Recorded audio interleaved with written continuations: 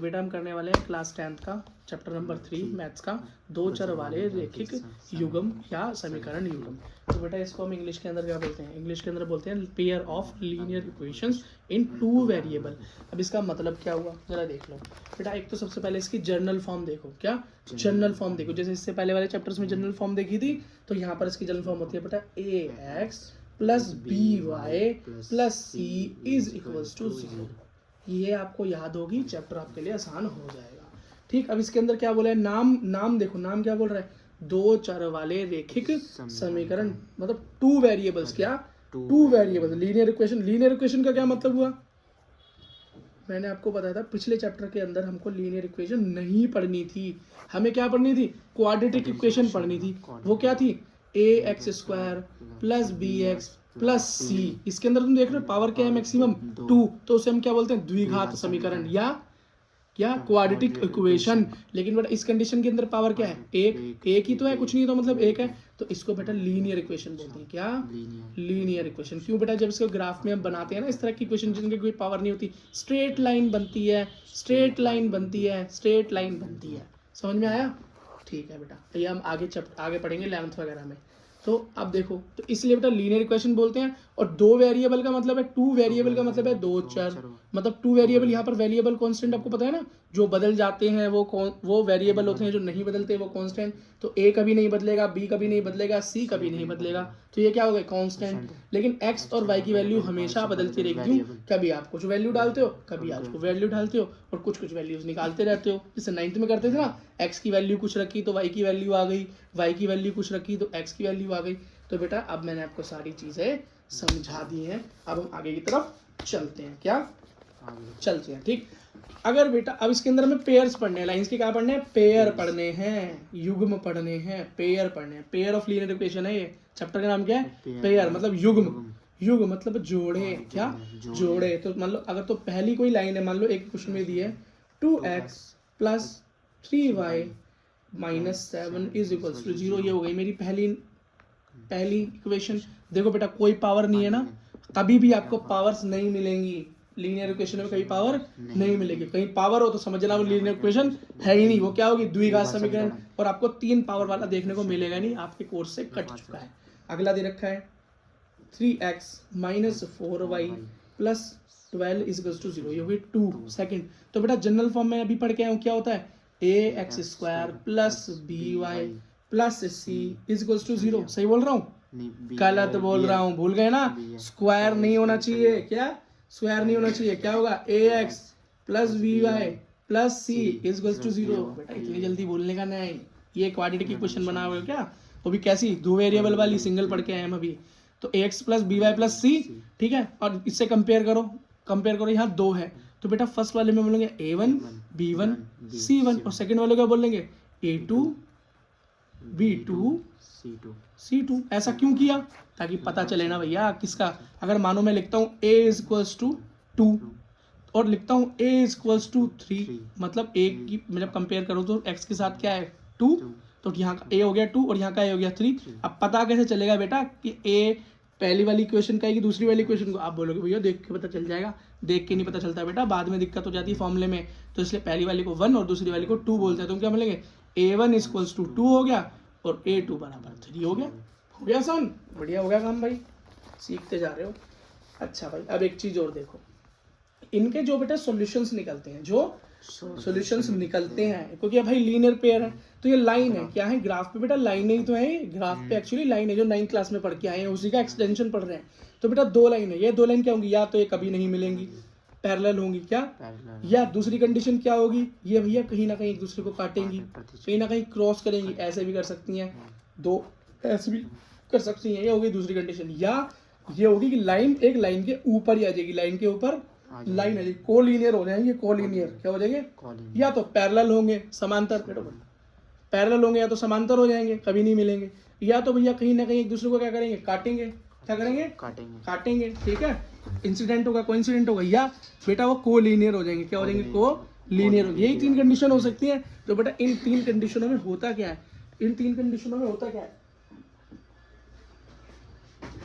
ठीक है, तो बेटा पहली कंडीशन होती है क्या? पहली कंडीशन होती है जब लाइनें आपस में इंटरसेक्ट करती हैं, आपस में काटती हैं, क्या काटती हैं। तो बेटा ये मैंने लिख रखी है, आप देखो, आपकी वीडियो को लंबा करने का क्या फायदा। तो यहाँ पे क्या लिखा है कि इंटरसेक्ट, जब दो लाइनें आपस में प्रतिच्छेद करें, इंटरसेक्ट करें, किसी पॉइंट पे काटें, तो बेटा इनके जो रेशियोज होते हैं ना, क्या होते हैं रेशियोज, किसके, इनके वेरिएबल्स के, वो सॉरी कॉन्स्टेंट्स के, क्योंकि बेटा ये क्या है, ए क्या है कांस्टेंट, कभी नहीं बदलेगा, बी क्या है कभी नहीं बदलेगा, सी। तो इनके जो बेटा कांस्टेंट्स के अचर पदों के जो बेटा रेशियोज होते हैं वो क्या होते हैं, a1 बटे a2 बराबर b1 बटे b2 नहीं होता। ये क्या होता है, ये बराबर नहीं होता। ठीक है, याद रखना, जब पॉइंट इंटरसेक्ट करे तो ये बराबर नहीं होता। अगर ऐसी कंडीशन आ गई कि a1 बटे a2 is not equals to b1 बटे b2, तो याद रखना बेटा इस कंडीशन के अंदर बोलेंगे कि इक्वेशन का एक हल है, वन सॉल्यूशन है, यूनिक सॉल्यूशन है। और अगर हो जाए a1 upon a2 is equals to b1 upon b2, लेकिन वो c1 अपॉन c2 के बराबर ना हो, तो इस कंडीशन को बोलता हूँ पैरेलल कंडीशन। क्या बोलते हैं, पैरेलल कंडीशन, कि वो दोनों क्या है, एक दूसरे के पैरेलल है। अभी बताया था ना, क्या है, समांतर है, क्या है, समांतर है, कभी नहीं मिलेंगे।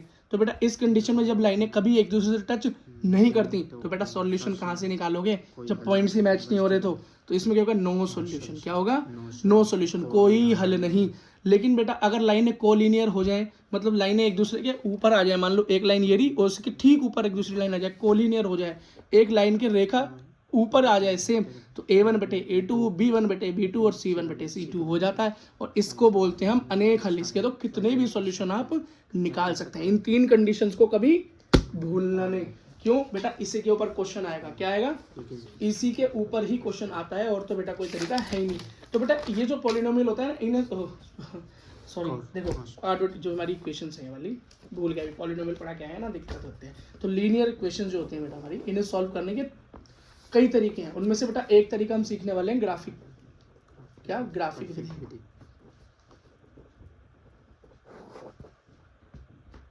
ठीक है, तो ग्राफिक विधि बेटा 9वीं क्लास के अंदर हम सीख के आए थे। हम फिर से यहाँ पर करते हैं, आराम से ठंडे दिमाग से करते हैं, एक नए पेज पर करते हैं। बेटा देखो यहाँ पर हमको क्वेश्चन दे रखा है, क्वेश्चन दे रखा है हमें 2x minus y is equals to 0, ये दे रखी है पहली इक्वेशन। और बेटा दूसरी इक्वेशन दे रखी है 4x minus 3y is equals to 20, ये सेकेंड इक्वेशन दे रखी है। बोल रहा है इसके हल निकालने हैं, इसके क्या निकालने हैं, हल निकालने हैं, इसको सॉल्व करना है बाय ग्राफिक मेथड। क्या, बाय ग्राफिक मेथड, मतलब ग्राफीय विधि का इस्तेमाल करके इसको करने सॉल्व कर लेंगे भाई, सीख कर तो आए हुए हैं।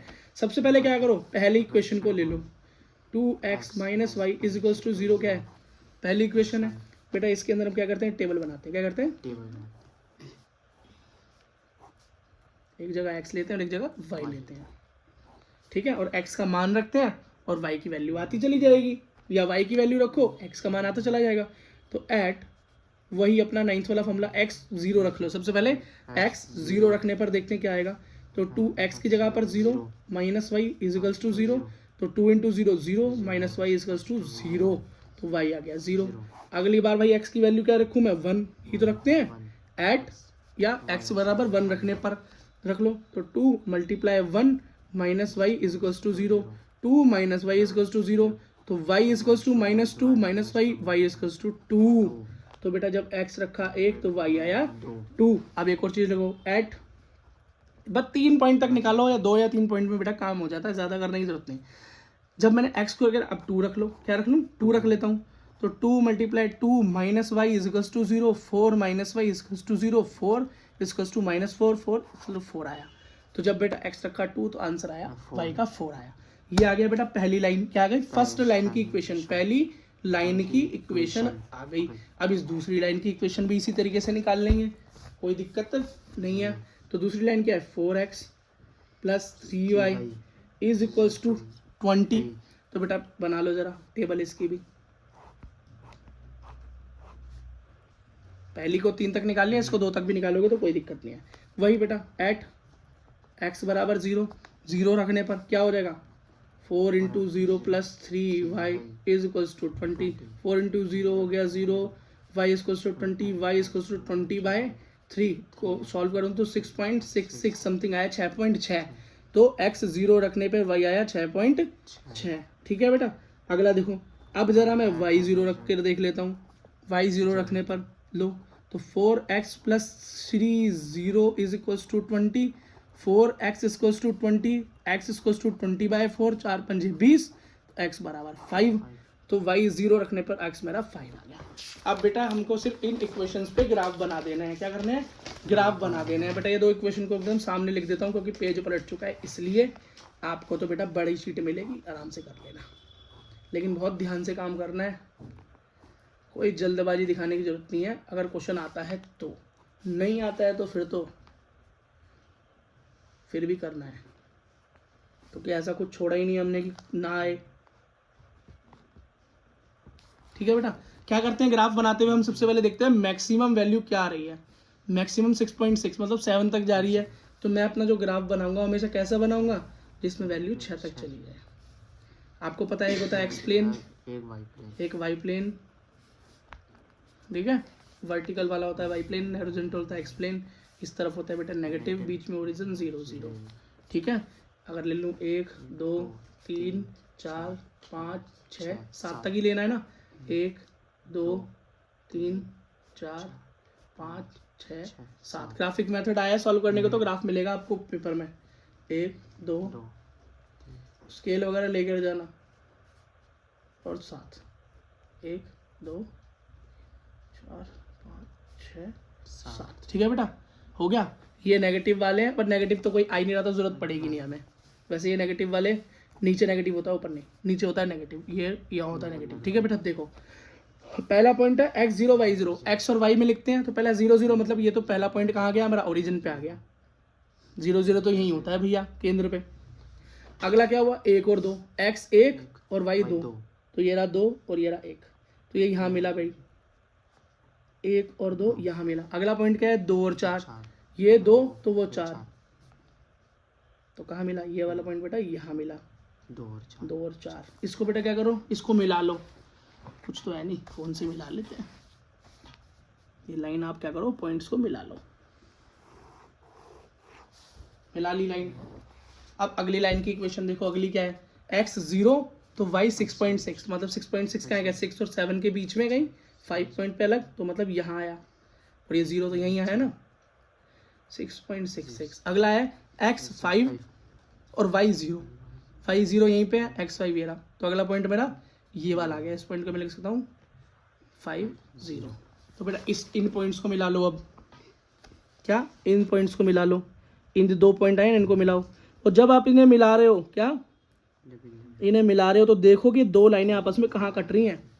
तो हमको पता चला कि भाई ये 2 लाइनें जब मैंने बनाई तो कट कहाँ रही हैं, 2 और 4 पे। क्या, 2 और 4। तो बेटा इसका हल क्या निकल के आया, इसका मतलब मेरा x निकल के आया 2 और y निकल के आया 4। समझ में आया, कोई दिक्कत? ठीक है बेटा, तो ग्राफिक मेथड ऐसे ही सॉल्व करना है।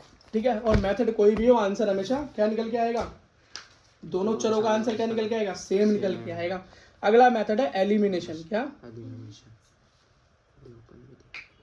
और इसे हिंदी में बोलते हैं विलोपन, विलोपन विधि। करके देख लो भाई, सेम इक्वेशन ले लो,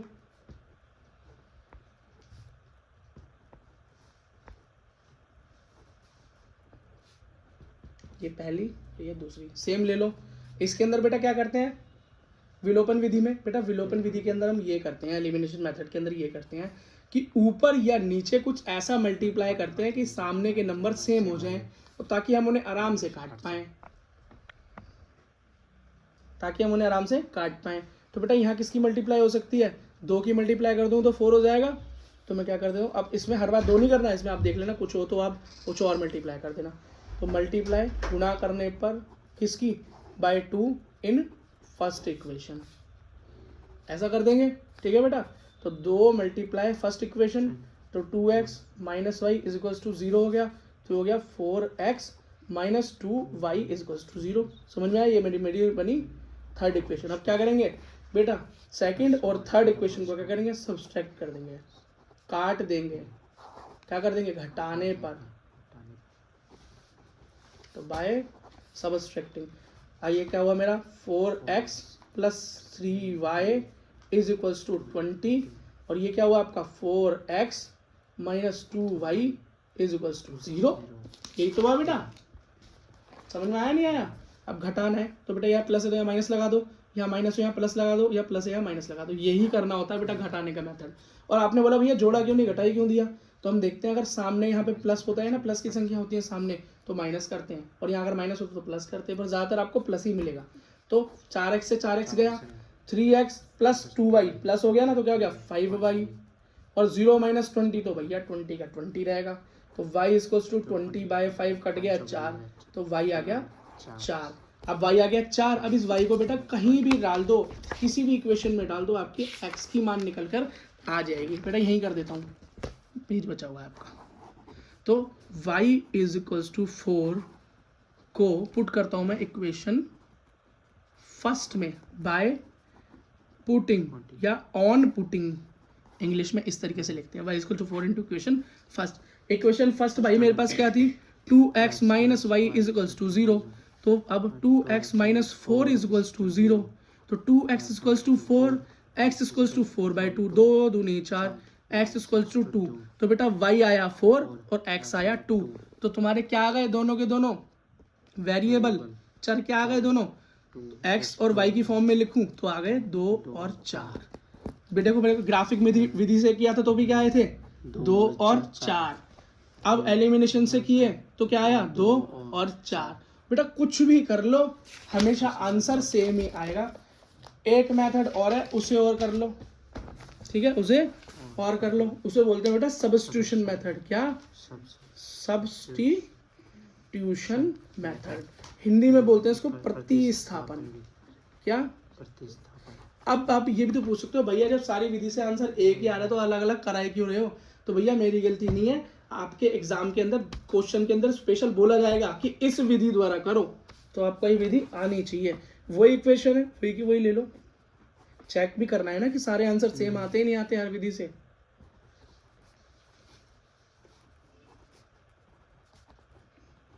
समझ में आया, ठीक है। अच्छा, इसमें सबसे पहले पता क्या करते हैं, इसमें सबसे पहले किसी भी एक इक्वेशन को ले लो। हम फर्स्ट को ले लेते हैं, जो थोड़ी आसान लगे ना इक्वेशन उसको ही ले लो। अब यहाँ से क्या करो, किसी भी एक वेरिएबल को इधर रख लो और बाकी को उधर भेज दो जिसका मान निकालना हो।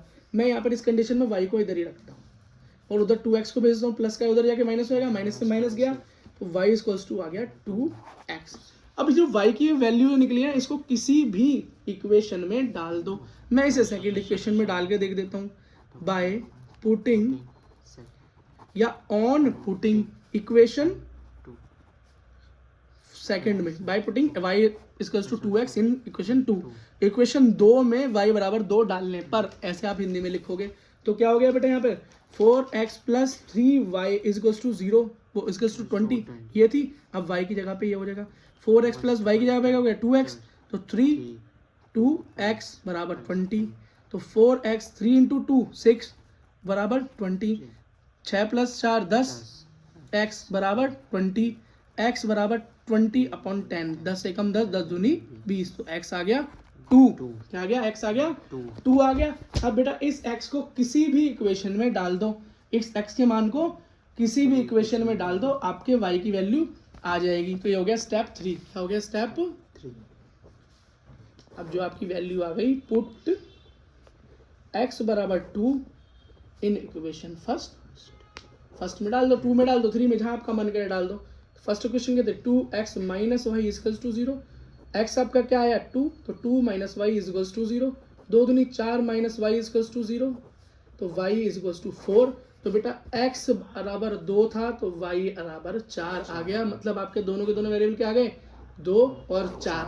जरा चेक करो, ग्राफिक मेथड से सॉल्व किया तो आंसर आया 2 और 4, एलिमिनेशन से सॉल्व किया विलोपन से तो आंसर आया 2 और 4, और बेटा दोबारा सब्स्टिट्यूशन मतलब प्रतिस्थापन से सॉल्व किया तो भी आंसर क्या आया 2 और 4। हर विधि से करने पर आंसर सेम ही आता है, लेकिन बेटा अगर क्वेश्चन में बोले कि इस स्पेशल विधि से करना है तो उसी विधि से करना है। इसी के साथ बेटा आपका चैप्टर खत्म है।